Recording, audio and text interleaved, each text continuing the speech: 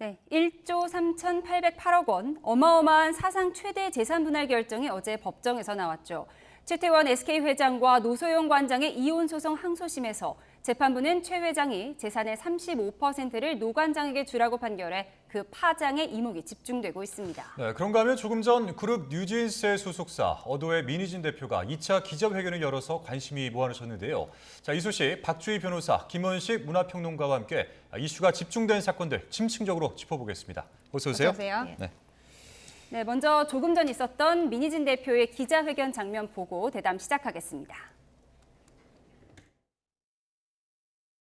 하이브 측에 이렇게 화해를 지금 제안을 하시는 건지. 네.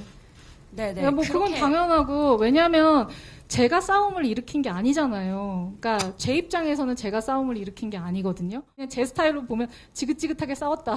그러니까 이제 이제 다른 챕터로 좀 넘어가자. 그러니까 모두를 위한 챕터로 넘어가야 되지 않을까? 네. 의미 있는 발언들이 좀 나왔는데 그에 앞서서 옷차림이나 표정이 1차 기자회견 때와는 많이 달랐던 것 같아요. 어떻게 보셨어요? 네, 1차 회견 같은 경우에는 사실 이제 충격적이라고 할 만큼 그래서 민희진 대표가 저런 사람이었나 이런 생각이 들었는데요.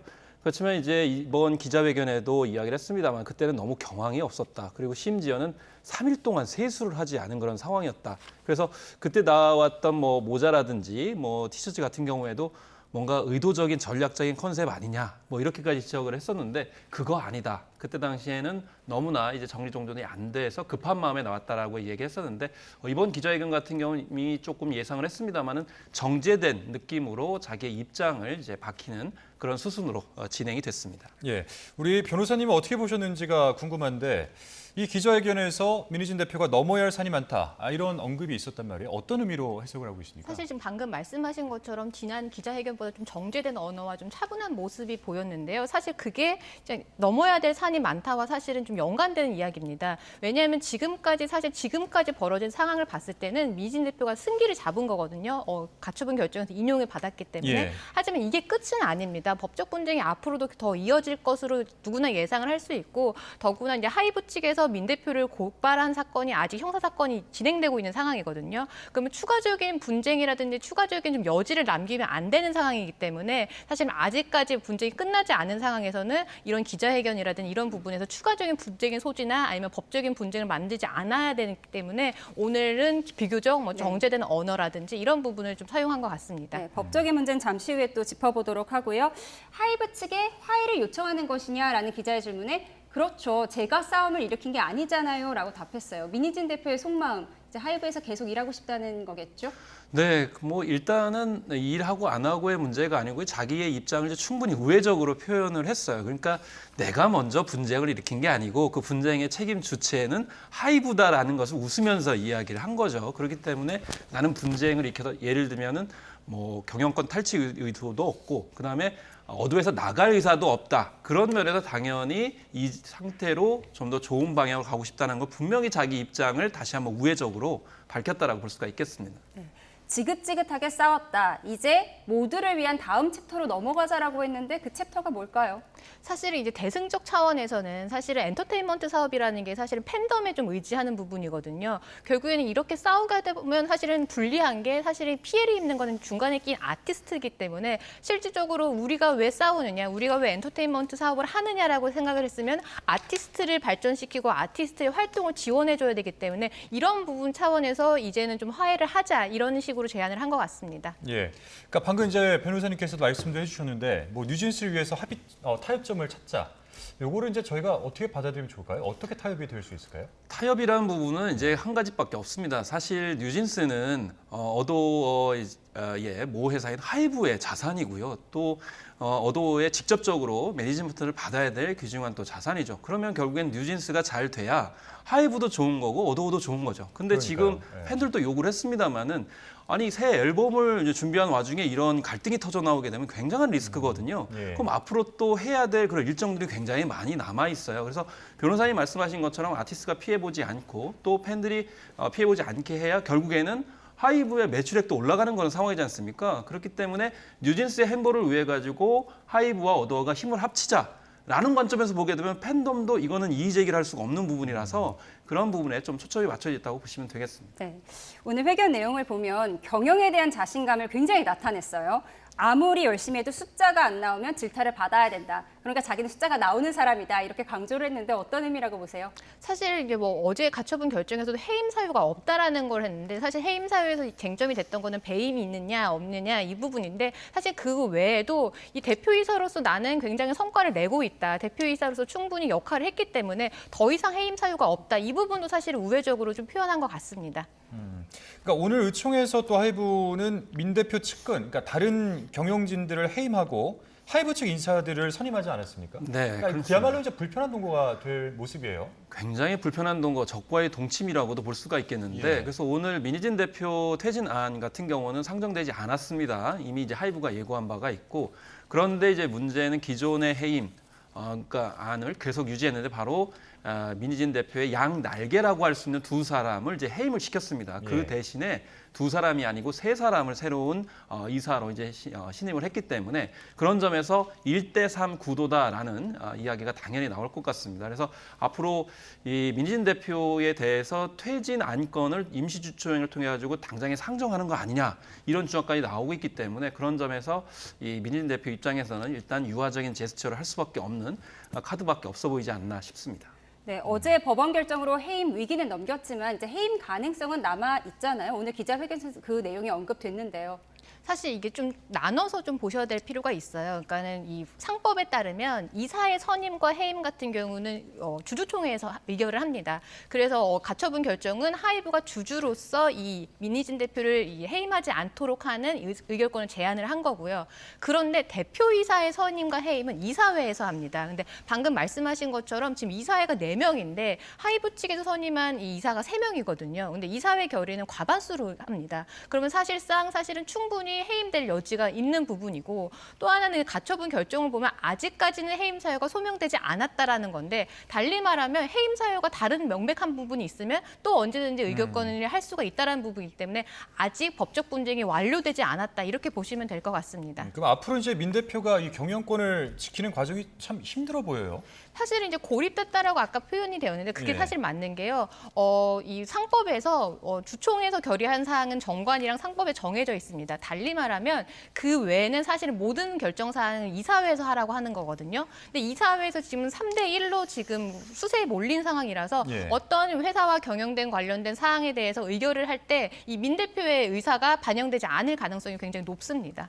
네, 근데 어제 법원 결정을 보면 배신은 했지만 배임은 아니다라고 나왔거든요. 그럼 하이브 측에서는 배신은 했지만 이 부분에 초점을 맞출 것 같아요. 앞으로 하이브는 어떤 입장을 밝힐까요? 사실 이게 배임죄가 성립이 되려면 지금 민 대표 같은 경우는 하이브의 이사가 아니고 어도어의 대표이사잖아요. 그러니까 배임죄를 저지르기 위해서는 하이브에 대한 배신이 아니라 어도어에 대한 배신을 해야 되거든요. 그런데 어제 법원의 결정에서는 민 대표가 아티스트를 독립시키려고 한 거, 그리고 뭐 하이브가 가지고 있는 어도어의 주식을 매도하도록 했다라는 부분을 계획했다라는 거에 대해서는 인정은 했지만 그 행위가 하이브에 대한 배신은 될 수가 있지 어도어에 대한 배임은 될 수 없다라는 부분인데 근데 말씀하신 것처럼 여지가 있죠. 그래서 하이브 측에서는 이 사안이 아니더라도 다른 어도어에 대한 배임의 여지가 있는지 이런 부분을 추가적으로 좀 소명을 해서 뭐 이의 신청을 하든 아니면 추가적인 뭐 주총을 열든 이런 부분도 진행을 할 수 있을 것 같습니다. 근데 법원이 이제 이 총회를 하루 앞두고 어제 민 대표의 손을 들어준 게 아니겠습니까? 이 시기적으로 뭔가 이 배경을 저희가 좀 보자면은 어떤 배경을 볼 수 있을까요? 사실은 그 심리 부분에 대해서는 사실은 법원에서는 결정을 해야 되는데 그 결정이 사실은 임시 주총에 영향을 줄 수밖에 없는 상황이기 때문에 사실은 선제적으로 가처분에 대한 뭐 이일든 아니면 기각이든 이 부분이 좀 결정이 되어야 되는 상황이거든요. 그래서 이런 부분을 법원에서 고려를 해서 이 결정을 한 것 같습니다. 네. 이런 법적 다툼 속에 이제 뉴진스의 활동은 어떻게 예측이 되세요? 일단 이번에 이 기자회견을 통해 가지고 민희진 대표가 밝힌 부분은 좀 안타까운 부분은 돈 때문이 아니다라는 점을 굉장히 분명히 했습니다. 강조했어요. 네. 왜냐하면 그동안에 그런 지적 결국 돈 문제 아니냐 이렇게 얘기를 했고 그동안에 뭐 주주계약 계약서 상에 돈 얘기가 굉장히 많이 나왔는데 중요한 거는 뉴진스의 비전을 공유하는 것이다. 그리고 우리는 월드 투어까지 계획을 했다라는 점을 분명히 밝혔습니다. 그래서 월드 투어 계획하기 위해서 코첼라라든지 뭐 이런 룰라파루자에 가서 훈련하는 것도 중요하지만은 5월 대학 축제에서 나는 그런 걸 훈련하도록 했다라고 얘기를 했거든요. 그래서 중요한 건 월드 투어까지 감내를 해줘야 되는데 과연 그런 부분들을 이런 경영 리스크 와중에서 할 수 있느냐 이런 점에서 이제 하이브한테 손을 내밀었던 게 아닌가 이렇게 생각해 볼 수도 있겠습니다. 네, 마지막으로 경찰의 이 배임 혐의 수사를 비롯해서 향후에 그 양측에 대한 법적 다툼 어떻게 전망하시는지 한 말씀 부탁드립니다. 앞으로 이게 끝나지는 않을 것 같아요. 예. 사실은 이번에 어제 가처분 결정도 다시 한번 말씀드리면 명백하게 해임 사유가 소명되지 않았다라는 거거든요. 달리 말하면 명백한 해임 사유가 있으면 의결권을 행사할 수 있다라는 건데 지금 사실 형사 고발 사건이 아직 끝나지 않았기 때문에 그 결과에 따라서 충분히 또 법적 분쟁이 새로 시작할 수 있는 가능성이 있다라고 봅니다. 네, 오늘 민 대표의 기자회견에 대해서 하이브 측의 입장이 나오면 또 전해드리도록 하겠습니다. 다음 주제 보겠습니다. 어제 오늘 사람들의 관심이 집중됐는데요. 최태원 SK 회장이 이혼 소송 중인 노소영 관장에게 재산의 35%인 1조 3,808억 원을 현금으로 줘야 한다는 2심 법원의 판결이 나왔는데요. 영상으로 정리해 보겠습니다. 최태원 SK 회장과 노소영 관장이 결혼한 건 노태우 전 대통령 취임 첫 해인 지난 1988년 9월. 30여 년간의 결혼 생활이 이렇게 막을 내리게 된 거에 대해서 참담하다고 말씀을 드렸고요. 가정의 일로 국민 여러분들께 많은 심려를 끼친 거 너무 죄송하고 민망하기 그지없습니다.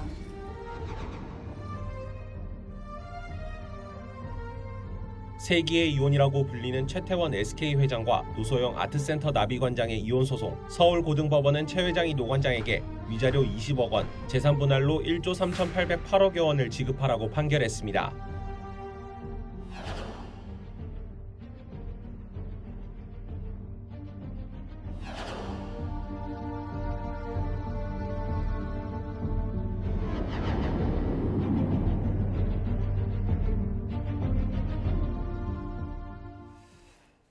네, 이 세기의 이혼이라고 불리는 최태원 회장과 노소영 관장의 이혼 소송. 어제 2심 판결.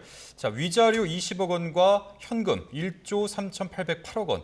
1심보다 무려 20배 넘게 늘어난 액수입니다. 이 2심 재판부의 판결을 어떻게 보셨어요, 변호사님? 사실 변호사로서 이 네. 사상 최대 이 재산 분할 금액과 이 위자료에 사실 거기에 놀랐던 부분이 있고요. 예. 또 한 가지는 이 사건 같은 경우 사실 뭐 아니면 도였습니다. 그러니까 최태원 회장이 가지고 있는 SK 주식을 재산 분할 대상으로 삽입을 할 것인가 안 할 것인가 사실 그거에 따라서 굉장히 적은 액수 아니면 굉장히 많은 액수로 했는데 예. 사실 1심에서는 인정하지 않았죠. 근데 그게 과연 2심에서 뒤집어질까? 왜냐하면 그 차이가 너무 크기 때문에 그게 과연 뒤집어질까 했는데 그게 뒤집어졌다라는 부분에 대해서 굉장히 놀랐습니다. 네, 위자료는 재산이 많고 적은과 상관이 없어서 사실 20억 원은 상상할 수 없는 액수라고 하던데요. 네, 사실 1심에서 인정된 1억 원도 사실은 통상적으로 인정되기 어려운 액수입니다. 통상적으로 이혼 소송에서 위자료, 그러니까 유책 배우자에 대한 위자료도 뭐 많아야 3천만 원 정도거든요. 정말 진짜 명백한 어떠한 귀책 사유라든지 있는 경우 1억인데 20억이 인정됐다라는 거는 사실은 기존에 있던 모든 가정법원과 관련된 판례에서도 가장 이례적인 판결이다 이렇게 보시면 될 것 같습니다. 아까 이제 말씀하셨던 그 SK 주식과 관련해서 그러니까 선대로부터 물려받은 특유 재산이기 때문에 재산 분할 대상이 안 된다. 이게 이제 1심의 판결이지 않았습니까? 2심 판단이 이렇게 확 바뀐 배경은 어디 있다고 보세요?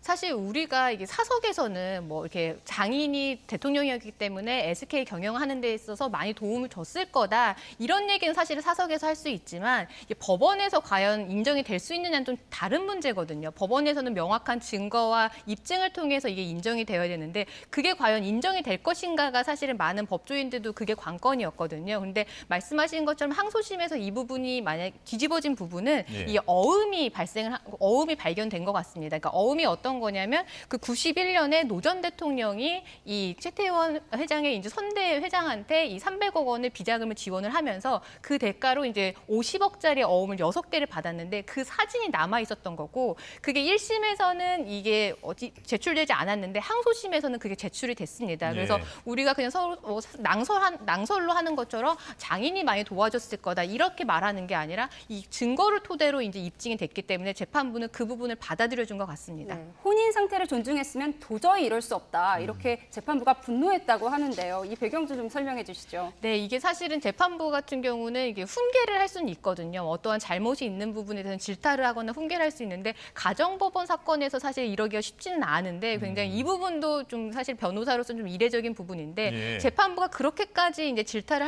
했었던 이유는 이제 최태원 회장이 이 유책 배우자로서 보이는 행동 때문입니다. 일단 2008년 이전에, 그러니까는 최태원 회장은 계속 지속적으로 지금 이런 뭐 혼인의 파탄 사유가 본인이 뭐 다른 여인을 만나서 한 게 아니라 이미 파탄된 이후에 만났다라고 했지만 이 뭐 드러난 편지나 이런 부분을 봤을 때는 그 이전에부터 이미 혼인이 파탄되기 이전부터 뭔가 다른 관계가 있었고, 또 한 가지는 혼인이 아직 정리되지 않은 상황에서 법적인 배우자가 분명히 있는 상황에서 대외적으로 배우자로서 뭐 소개를 하거나 이런 부분이 사실상 일부 일처제의 제도를 인정하지 않는 태도다. 이런 부분에 대해서 굉장히 괘씸하게 본 것 같습니다. 네, 아이들이 탄원서도 제출했다고 해요. 이 부분도 영향을 줬을까요? 네, 이 부분도 아마 인정이 됐을 것 같습니다. 이 세 자녀가 아버지는 전혀 이 부분을 반성하지 않는다, 합리적이지 않는 변명을 하면서 오히려 위선적인 태도를 보이고 있다라는 거로 해서 엄마의 편에 들어서 이제 탄원서를 제출을 했는데 그 부분도 재판부가 판결문에 그대로 인용을 했습니다. 그만큼 이 최태원의 회장의 행동이라든지 이런 부분이 사실은 합리적이지 않다. 사실은 이런 뭐 사회 상규상 사실 어긋난다. 이 부분을 좀 질타한 것 같습니다. 네. 우리 평론가님은 이 문제 어떻게 바라보고 계십니까? 사실 이제 이 위자료나 또 현금에 관련돼서 아까 이제 변호사분들도 굉장히 놀랐다라고 말씀하셨는데 일반 시민들 입장에서는 굉장히 위화감을 주는 사안인데요. 그렇지만 또 한편으로 생각해 봐야 될 것이 어떻게 1심하고 2심하고 이렇게 전혀 다른 판단을 하는가라는 점들을 또 지적할 수 있겠습니다. 다만 앞에서 이제 변호사님께서 말씀하셨지만 증거 자료가 이제 명확하게 나왔기 때문에 이런 부분이 나오는 건데요. 그래서 우리 사회에 부부가 이혼을 했을 경우에 재산 분할을 어떻게 할 것인가에 대해서 지금 명확하게 법원에서 판단을 해주는 그런 사례가 아닌가 싶어가지고 대법원까지 꼭 지켜봐야 될 그런 사안이 되고 있는 것 같습니다. 네, 두 분 말씀하신 것처럼 재판부가 노 관장의 아버지인 고 노태우 전 대통령이 회사 경영에 도움을 준 게 인정된다고 했는데요. 이와 더불어서 지난 1995년 노태우 전 대통령의 불법 비자금 수사 떠올리는 분들 많을 것 같습니다. 저희가 목소리 준비했습니다. 듣고 오겠습니다. 정말 송구합니다. 이 사건에 대해서 내 혼자서 모든 책임을 안고 어떤 처벌도 달게 받을 각오입니다. 이 자리에서 특히 가슴 아픈 것은 나로 인해서 많은 기업인들이 곤욕을 치루었습니다. 국민들 여러분께 부탁드리건대 이 기업인들 국제 경쟁력에 뒤지지 않게끔 밀어주시고 보살펴 주시고 또 용기 주시고 힘을 주십시오. 네, 노태우 전 대통령의 불법 비자금 수사 관련 목소리 정말 송구합니다. 이런 녹취 저희가 듣고 왔습니다. 사실 이 노 전 대통령의 자금의 SK그룹 유입설, 지난 1995년 이 검찰의 노 전 대통령 불법 비자금 수사 과정에서도 이 의혹이 있었잖아요. 네, 맞습니다. 이 의혹이 있었고 이 당시에 최종현 선대 회장이 직접 조사를 받은 적도 있습니다. 그렇지만 이 선대 회장 같은 경우는 검찰에 진술하기를 그런 적이 없다. 오히려 자신은 노 대통령한테 30억을 줬더니 어떻게 사돈끼리 돈을 주고받을 수 있냐면서 받지 않았다. 그런데 300억이라는 어음을 뭐 주고받을 수가 있겠느냐, 이런 부분을 부인을 했기 때문에 사실상 기존에 했던 판결이라든지 이런 부분에 대해서 사실 좀 배척되는 부분은 있는 거죠. 네, 이번에 어음과 메모가 결정타가 됐잖아요. 근데 이렇게 오래된 메모가 증거로 채택되는 경우가 이례적인 건지 일반적인 건지 궁금해요. 사실 증거가 오래되고 사실은 뭐 새롭게 된 거, 그거는 사실은 뭐 그 신빙성이 있는 부분에 있어서는 사실은 큰 차이는 없습니다. 그 증거가 어떤 증거인지, 그게 과연 믿을 만한 증거인지, 그게 사실 중요한 거지. 오래된 뭐 어음이라고 해서 이거는 믿을 수 없다 이런 건 아닌데, 오히려 반대로 오래된 어음이었기 때문에 오히려 재판부 입장에서 믿을 수 있었을 것 같아요. 왜냐하면 오래된 어음이 온 온전한 형태로 남아있고 그 사진이 찍혀 있다라는 거는 지금 상황에서 사실은 조작이라든지 위조가 어려운 상황이기 때문에 그런 어음이 발견됐다라는 것 자체가 오히려 신빙성이 있다 이렇게 볼 수가 있었던 것 같습니다. 그럼 이 최태원 회장 측의 입장은 뭔가요? 최태원 회장 측의 입장에서는 너무 모호한 추측이다. 예. 그 증거가 있다, 그 사진이 있다라고 해서 그게 유입이 됐다라는 거를 어떻게 입증하는, 연결고리가 어떻게 입증하느냐. 사실 지금 같은 경우는 사실은 자금이 유입되고 하는 것 같은 경우는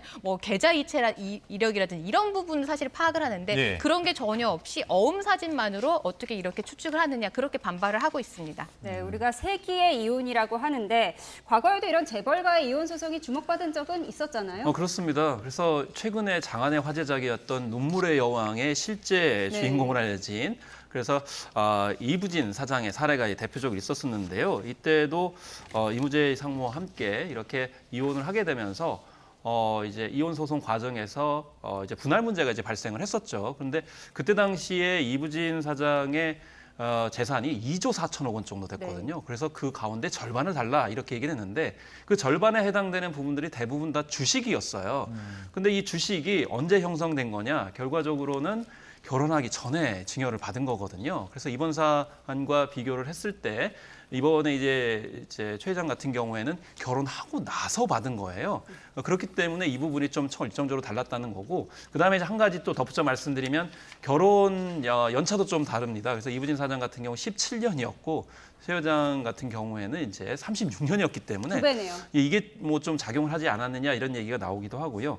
그다음에 그때 당시에는 141억 원의 재산 분할만 해준다라고 이렇게 법원에서 이부진 사장 커플에게 확정을 했던 그런 상황이고, 당시에 가장 높은 액수는 2004년에 김택진 NC소프트 대표가 이혼을 하게 되면서 300억 원을 받았던 것이 가장 컸는데 이번에 엄청난 액수로 늘어났다 이렇게 볼 수 있으면 되겠고, 이재용 삼성전자 회장과 임세령 대상그룹 부회장 같은 경우에는 사전에 합의를 했기 때문에 추측으로 한 수백억 원 정도 됐을 것이다라는 정도만 나와 있을 뿐 구체적으로 지금 나와 있지는 않은 그런 상황에서 어쨌든 이번 사안이 가장 큰 액수로 기록되고 당분간 깨지기는 좀 힘들지 않을까. 물론 대법원 판결을 봐야 되겠습니다만은 예. 그런 만큼 이제 세기의 부당한 액수라고도 볼 수 있겠습니다. 네, 우리 이제 평론가님께서 쭉 이렇게 언급을 해주셨는데 결과적으로 이제 최태원 회장 측은 대법원에 상고를 하겠다고 밝힌 상황입니다.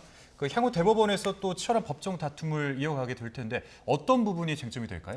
사실 이 대법원 같은 경우는 이 사실심이 아닙니다. 그러니까 증거를 가지고 어떤 걸 믿어야 되는지 아닌지 그렇게 판단하는 게 아니라 법률적으로 뭔가 오류가 있는지를 보는 거기 때문에 의외로 빨리 끝낼 수도 있습니다. 그 지금 잠깐 언급해 주셨던 이부진 신라호텔 사장 같은 사건도 사실 대법원으로 올라갔는데 심리불속행이라고 해서 대법원이 보지도 않고 판결하는 게 있거든요. 이건 기각해버리는 게 있는데 그렇게 해서 굉장히 빨리 끝났습니다. 그래서 사실 대법원에서 이 뒤집히는 확률은 4%가 안 되거든요. 그래서 오히려 빨리 끝날 수도 있을 것 같고요. 최태원 회장 측에서는 이런 부분을 주장을 하겠죠. 사실심이 아니고 법률심이기 때문에 새로운 증거라든지 이런 건 제출할 수가 없고요. 기존에 있던 판결에서 어떤 오류가 있는지 법률적으로 잘못된 지점이 있는지 이런 부분을 좀 언급을 할 텐데 아까 잠깐 말씀하신 것처럼 이 증거라는 게 어음의 사진을 가지고 이런 300억 원이라는 돈이 들어갔다 이렇게 인정을 했기 때문에 최태원 회장 측에서는 재판부가 너무 증거를 경험칙에 어긋나게 인정한 거 아니냐 이런 부분을 좀 지적을 할 것 같습니다. 네. 이번 판결이 2심이잖아요. 그런데 3심을 기다리는 이 상황에서 1조 3천억 원 줘야 합니까? 아니면 기다려도 됩니까? 그렇지는 않습니다. 그 재판부에서는 어제 판결문에서도 판결 확정일로부터 이제 연 5%의 이자를 붙이도록 되어 있는데 판결이 확정된다라는 거는 사실은 최태원 회장이 이번 항소심에 대해서 이의 제기를 하지 않는다, 상소를 하지 않는다라고 하면 사실 확정이 되겠지만 예. 상고를 하겠다라는 의사를 밝혔기 때문에 상고심이 그러니까 대법원의 판결이 나오기 전까지는 사실은 그런 져야 될 의무가 없고요. 그 판결이 확정된 이후부터 이제 지연 이자가 붙게 됩니다. 그러니까요. 근데 그렇게 되게 되면 어쨌든 이 금액이 확정이 되는 순간 1조 3천억 원이 넘는 돈을 최태원 회장은 마련을 해야 되는 그런 상황입니다. 근데 이게 이제 과연 어떻게 마련할 수 있을지 이 부분에 대해서 관심을 많이 모으고 있거든요. 어떻게 전망하십니까, 평론가님? 네, 일단 이런 것이 앞서서 이제 하이붐 어도 사태도 얘기를 했습니다만은 자칫 잘못하게 되면 이런 분할 액수 때문에 SK 전체의 경영 위기가 오는 거 아니냐 이렇게 얘기가 될 수 있는 건데요. 그래서 1조 3천억 원에 달하는 액수를 어떻게 마련할 것인가라고 했을 때 뾰족한 묘안이 없다라는 것이죠. 주식을 매각을 한다. 이랬을 때는 결국엔 주주에 대한 타격이 있고 그런 면에서 좀 뾰족한 대안이 없으니까 지금 SK 전체가 주주와 함께 고민해야 될 그런 상황이 돼버렸는데 이런 측면에서 증자를 또 할 수 없는 그런 상황이기 때문에 아마 물론 이제 시간적 여유가 있기 때문에 자구책은 모색은 하겠습니다만은 지금 상황으로서는 경영 리스크가 될 가능성도 충분히 있다고 봅니다. 네. 그런데 노소영 관장이 김희영 이사장, 최 회장의 동거녀죠. 네, 김 이사장을 상대로 30억 원 규모의 위자료로 또 청구를 했어요. 8월에 선고가 되는데 어떻게 예상하세요? 저는 30억 원이라는 위자료도 사실은 실무상의 다른 사례에 비해서는 굉장히 높은 금액이거든요. 그런데 이게 과연 인정되지 않을까는 사실 가능성이 좀 낮다라고 봅니다. 왜냐하면 지금 이번에도 위자료가 20억이 인정이 됐는데 사실은 그게 통상적인 것보다 굉장히 높았잖아요. 그 이유 중에 하나는 그동안의 행보를 굉장히 지적을 했어요. 아직 혼인관계가 정리되지 않았는데 뭐 동거녀로서 계속 대외적으로 이렇게 나타나고 하는 부분, 그리고 혼인이 파탄되기 전에도 이미 관계를 유지하고 있었던 부분을 재판부가 지적을 했기 때문에 이런 부분에 있어서는 사실은 이 김희영 이사장에 대한 소송에서도 충분히 영향을 미칠 수 있다라고 봅니다. 네, 8월 선고 결과를 지켜보도록 하겠습니다. 네, 다음 주제 보겠습니다. 음주 뺑소니 혐의로 구속된 가수 김호중 씨가 오늘 구속 상태로 검찰에 넘겨졌습니다. 경찰은 보강 수사를 거쳐서 음주운전 혐의를 추가 적용했는데요. 영상으로 보고 오겠습니다.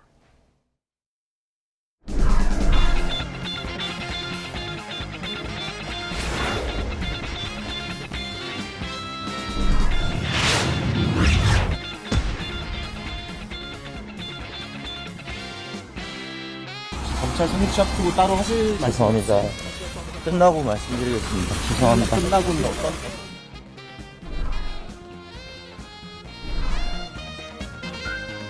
경찰이 적용한 혐의는 인정하시나요?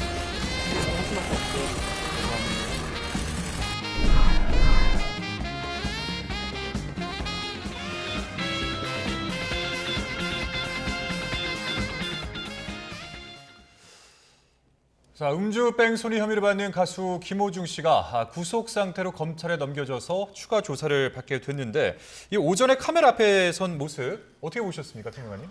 네, 일단 좀 초췌한 모습이었습니다. 이제 예전에 이제 조사를 받을 경우에는 그래도 말끔하게 이렇게 차려입은 모습도 이제 보여드렸었는데요. 그만큼 어떤 심리적인 변화도 예측이 되게 되는데 그렇지만 한편으로는 발을 이제 절뚝거리는 그런 면모들이 한편으로는 김호중 씨의 개인적인 어떤 그동안의 이력도 생각할 수가 있었거든요. 그러니까 왜 이 절뚝이냐면 초등학교 때 접질려 가지고 다리를 다쳤었다고 그래요. 근데 그동안 운동을 하면서 또 그게 가중되는 그런 상황이었고 그래서 뭐 예를 들면 2-3시간 동안 공연을 구두 신고 하잖아요. 그러면 나중에 얼음찜질을 해도 쉽게 가라앉지 않았다고 그래요. 그래서 이게 일부에서는 이게 쇼 아니냐 뭐 이렇게 하는데 실제로 그런 게 아니고 관리를 제대로 받지 못하면 다리를 이렇게 쩔뚝일 수밖에 없는 그런 상황이라고 하는데 어쨌든 개인적인 어떤 이런 사연 이전에 정당하게 뭐 죄에 대해서는 벌을 받아야 되는 그런 상황이 되겠고요. 무엇보다도 뭐 입장을 나중에 표명하겠다 이렇게 밝혔는데 아무래도 이제 사실은 그동안에는 음주 사실 자체만 인정을 했었지 그 외의 죄에 대해서는 별로 명확하게 언급한 적이 없어요. 특히나 최근에 이제 수사 관련 사실이 알려졌는데 매니저한테 운전자 바꿔치기를 지시한 정황들이 좀 나왔거든요. 그래서 종합적으로 아마 그런 여죄에 대해서 언급을 하게 될 것으로 또 전망할 수 있겠습니다. 네, 영장이 신청됐을 때에 비해서 지금 혐의가 2개가 추가됐잖아요. 음주운전 혐의가 추가됐고요. 그 부분에 대해서 좀 설명해 주시죠. 네, 이전에는 음주운전 혐의가 추가되지 않았던 이유가 뭐냐면 음주를 했다라고 해서 언제나 음주운전죄로 처벌을 받지는 않습니다. 혈중 알코올 농도가 0.03% 이상이어야지 처벌을 받는데 이 워낙 사건이 발생한 이후에 시간이 지나서 사실 출석을 했기 때문에 명확한 혈중 알코올 농도 측정이 어려웠거든요. 그래서 사실은 이 부분에 대해서 혐의 적용이 어려웠던 건데, 근데 그 수사 과정에서 이 음주량을 어느 정도 특정을 할 수 있었던 것 같습니다. 이 혈중 알코올 농도가 바로 측정이 안 되는 경우라고 하더라도 위드마크 공식이라고 해서 뭐 그 성별이라든지 아니면 체형이라든지 체격이라든지 그리고 음주량 같은 걸 가지고 역산을 해서 그 당시에 사고 발생 당시에 어느 정도 혈중 알코올 농도였겠다 그렇게 추측을 하는 방식이 있거든요. 근데 그런 이 위드마크 공식을 적용하기 위해선 전제가 뭐냐면 음주량이 특정이 되어야 됩니다. 예. 음주량이 근데 지금까지는 사실 좀 배치되는 부분이 있었잖아요. 김호중 씨 같은 경우는 소주 10잔 정도 마셨다라고 말을 했는데 동석자들 같은 경우는 소주 3-4병 정도 마셨다라고 했는데 경찰이 단순히 동석자의 진술만으로는 특정을 하지 않았을 겁니다. 뭐 CCTV라든지 아니면 식당의 종업원이라든지 이런 사람들의 진술까지도 추가적으로 적용을 해서 이 특정을 했을 텐데 특정을 할 수밖에 없는 상황 중에 하나는 이 김호중 씨가 방문했던 이 업장 같은 경우는 소주를 판매하지 않는 업장이라고 합니다. 그런데 김호중 씨는 평소에 소주를 마셨기 때문에 소주를 요구를 해서 종업원들이 마시기 위해서 보관했던 소주를 줬다라고 하거든요. 굉장히 구체적으로 특정이 될 수 있는 상황이죠. 왜냐하면 동석자들도 같이 소주를 마셨다라고 하면 사실은 그 부분이 각자 마신 음주량이 희석될 수 있는 상황인데 이거는 굉장히 특정이 될 수 있는 상황이기 때문에 경찰은 그걸 토대로 이제 역산을 해서 예. 그 당시 사고 발생 당시에 혈중 알코올 농도가 0.03% 이상이었겠다. 이 부분을 특정을 한 것 같습니다. 예, 뭐 음주운전 혐의가 추가된 배경에 대해서 설명을 해주셨는데 그리고 또 있습니다. 그 범인도피 방조 혐의보다 형량이 무거운 범인도피 교사로 혐의가 바뀌었어요. 이 부분은 어떻게 보면 될까요? 네, 그러니까 방조와 교사의 차이는 예. 방조는 누군가가 범죄를 저지르고 있는데 그 범죄를 용이하게 할 수 있도록 도와준 거고요. 교사는 범죄를 저지를 마음이 없는 사람에게 너 범죄 좀 저질러라고 종용을 하는 겁니다. 그래서 마음이 없던 사람에게 마음을 만든 것 자체가 굉장히 죄질이 차이가 나거든요. 예를 들면 방조범 같은 경우는 감경이 됩니다. 그런데 교사범 같은 경우는 내가 직접 범인 도피죄를 저지르지 않았다고 하더라도 범인 도피죄를 저지른 것과 동일하게 법정을 받거든요. 그렇기 때문에 사실 죄질이 굉장히 무거운데 처음에는 이제 방조로 이제 혐의가 됐던 거는 김호중 씨가 자신은 매니저에게 뭐 교사하지 않았다. 단순히 매니저가 허위 자백을 하겠다라고 하니까 자신은 입고 있던 점퍼를 벗어준 거다. 그러니까 그 도와준 거다. 이렇게 진술을 했는데 이 녹취 파일을 경찰이 입수를 했다라고 하죠. 매니저에게 대리로 좀 자수를 해달라고 요청하는 이런 녹취 파일이 있다라고 하니까 그 부분에 대해서 방조에서 교사죄로 바뀐 겁니다. 네. 그런가 하면 김호중의 일부 극성 팬들이 가수 임영웅을 향해서 김호중을 위해서 위약금을 보태달라 이런 요구를 했다고 하던데요. 어떤 배경인가요? 네, 일단 뭐 있어서는 안 될 그런 댓글들이 온라인 커뮤니티에 나오고 있는 그런 상황인데 이제 최근에 임영웅 씨가 여기 상암동에서 이틀 동안 공연을 했고 굉장히 반응이 뜨거웠습니다. 교통이 네, 마비될 정도였다고 그렇습니다. 하더라고요. 이제 그런 와중에 뭐 임영웅 씨는 성공적으로 한 그런 상황이고 그렇지만 뭐 김호중 씨 같은 경우는 공연을 하고 싶어서 하지 못하는 그런 상황인데 이런 상황에서 뭐 임영웅 씨가 평소 선행을 많이 하니까 뭐 위약금을 보태달라 이런 식의 이제 반응을 보였는데요. 이건 이제 삐뚤어진 팬심이라고 볼 수가 있는 것이죠. 그리고 사실 이제 이번에 팬덤이 좀 극렬하게 극단적으로 흐르는 감이 있었고 그 핵심적인 어떤 동기 중에 하나는 다른 이제 스타들과 비교해요. 예를 들면은 임영웅보다 뭐 김호중이 더 낫다는 식으로 또 그렇게 보여야 된다라고 하다 보니까 결국 그걸 무마하거나 뭐 조작을 하거나 덮으려고 하는 그런 삐뚤어진 팬심이 나오기 때문에 이렇게 보이지 않는 경쟁 의식 또 질투, 시기 이런 연장선상에 이번에 이 댓글이 달렸는데 이런 사례가 좀 바람직하지는 않다고 생각합니다. 근데 공식 팬클럽에서는 좀 선을 긋고 있는 모습이긴 하잖아요. 네, 그렇습니다. 우리가 이런 팬심을 바라볼 때 두 가지 관점에서 이야기를 해야 됩니다. 그러니까 이런 팬클럽 활동들이 사실 누가 누군지 알 수가 없는 익명의 공간에서 이루어지는 경우가 많습니다. 그러다 보니까 팬이라고 자처를 한다 하더라도 그게 정말 찐팬인지는 알 수가 없는 그런 상황이고요. 또 우리가 일반화의 오류를 저지르면 안 되겠습니다. 그러니까 특정 몇몇이 어떤 발언을 했다고 해가지고 그 팬클럽이나 팬 전체가 다 그렇게 극단적인 지지와 뭐 보호하기를 하는 것은 아니다. 그리고 문제의 약간의 발언을 가지고 확대 해석하는 것도 좀 바람직하지는 않다. 그런 면에서 이제 팬클럽에서 공식적으로 우리 팬클럽 입장은 아니다. 그리고 사칭한 사람이 그렇게 댓글을 간 거다. 이렇게 얘기를 하고 있기 때문에 이런 점들도 우리가 꼼꼼하게 챙겨봐야 될 필요성이 있겠습니다. 네, 그런데 이번 사건에 다른 연예인들도 언급이 되고 있어요. 가수 길 씨와 개그맨 정찬우 씨가 참고인 조사를 받았다고 하던데요. 네, 그렇습니다. 이 두 사람이 사실은 이제 뭐 스크린 골프장에도 가고 유흥업소에도 간 거라고 하는 이제 진술이 나왔기 때문인데요. 특히나 이제 길 씨 같은 경우가 뭐 많이 또 도마에 오르다 보니까 입장 표명을 했습니다. 사실은 그런 관계가 아니다라는 것이고요. 실제로 스크린 골프장까지만 갔고 또 유흥저점에서 같은 경우에도 이 대리 기사 서비스를 이용을 했기 때문에 이게 방조를 하진 않았다라는 게 가수 길 씨의 입장이거든요. 실제로 영상 자료를 보게 되면은 유흥업소에서 술 마시고 나서는 김호중 씨가 그 대리 서비스를 이용을 하거든요. 문제는 이제 집에 갔다가 집에서 다른 곳으로 이동을 할 때 이때 자기 스스로 운전하다가 이제 문제가 됐던 측면이 있기 때문에 그런 면에서 가수 길 씨가 이제 방조를 했다라는 것은 적절하지 않다라고 하는 것이 정황상 지금 상황이 되겠습니다. 예, 자 변호사님 이번 사건 자체가 좀 뭐랄까요, 좀 확장되는 듯한 그런 느낌을 받고 있는데 이 향후 검찰 수사의 향방이나 또는 예상 처벌 수위 이 정도를 한번 전망을 해주신다면 어떻게 볼 수 있을까요? 일단 검찰에서는 음주량 특정이 과연 적정한지 이 부분을 볼 것 같습니다. 왜냐하면 음주운전죄가 사실은 추가가 되었는데 음주운전죄가 아까도 말씀드렸지만 혈중 알코올 농도를 직접 채취한 게 아니라 미드마크 공식으로 사실 역산해서 추정을 한 거잖아요. 근데 이 추정치 자체가 사실 틀려져 버리면 사실은 이 혐의를 적용할 수 없기 때문에 검찰 입장에서는 그게 경찰에서 적용한 이 음주량이 과연 적정했는지 이 부분을 좀 중점적으로 볼 것 같고요. 앞으로 이 사실 법정형 중에 가장 높은 형이 지금 적용되고 있는 게 뭐 위험운전치상, 그다음에 도주치상, 그다음에 뭐 사고 미주치 여러 가지가 있는데 가장 무거운 게 아까 잠깐 언급했던 것처럼 범인도피 교사입니다. 그게 얼마나 돼요? 3년 이상의 징역에 처해지게 되는데 이게 정범, 그러니까 실제로 저지른 것과 동일하게 처벌을 받는다고 했잖아요. 근데 또 더구나 좀 죄질이 좀 안 좋다라고 평가를 받는 게 좀 조직적으로 좀 은폐한 부분이 있어서 이 부분이 가장 무겁게 처벌될 것 같습니다. 알겠습니다. 향후 검찰 수사 지켜보도록 하겠습니다. 지금까지 박주희 변호사, 김원식 문화평론가였습니다. 오늘 말씀 감사합니다. 고맙습니다.